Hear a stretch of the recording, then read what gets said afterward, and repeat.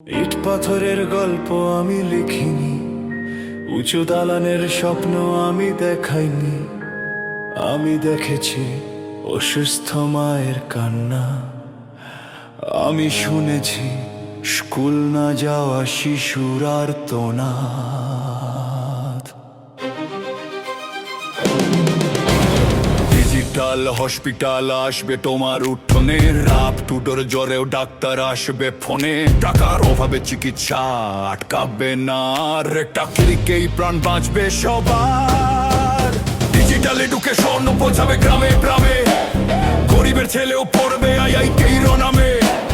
বুঝিয়ে দেবে কঠিন পড়া শিক্ষা, আর থাকবে না শুধু শহরের করা। 60টি পরিষেবা এক জায়গায় আসবে, ব্যাংক করে সোনাধার সব ঘরে পৌঁছাবে। দালাল ছাড়া, লাইন ছাড়া, ঘুষ ছাড়া, মানুষের অধিকার মানুষই পাবে। কর্মী ভাইয়েরা আমার কান পেতে শোনো, জড়তার ঘুম ভেঙে এবার চোখটা খোলো। কুমতলবের বিষ ছেড়ে দাও, সততার প্রদীপ হাতে তুলে নাও। চুরি নয়, ছলো নয়, ফাঁকি নয়, মানুষের সেবাই হোক তোমার পরিচয়। একটু অন্তর থেকে কাজটাকে দেখো, তবেই তো বাংলাটা বদলে যাবে। দেখো আমার কাজকর্ম এটাই, এটাই আমার ধর্ম। ঘরে ঘরে পৌঁছে যাবে, এটাই আমার কর্ম। আমি ব্যর্থ হতে পারি, তবু হারিনি। আমি না থাকলেও তবুও দেখছি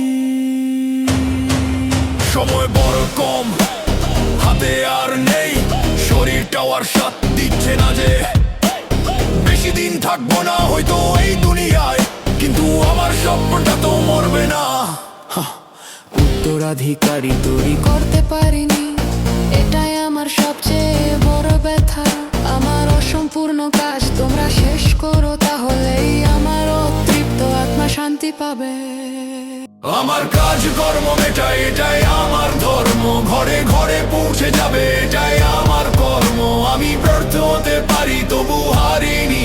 আমি না থাকলেও তবুও দেখছি আমার কাজ কর্ম এটাই, এটাই আমার ধর্ম। ডিজিটাল হসপিটাল, ডিজিটাল এডুকেশন হয়, ঘরে ঘরে পৌঁছে যাবে, এটাই আমার কর্ম। জড়তা ছাড়ো, কুমতলব ছাড়ো, সততার সাথে কাজ করো। আমি না থাকলেও তবুও দেখছি।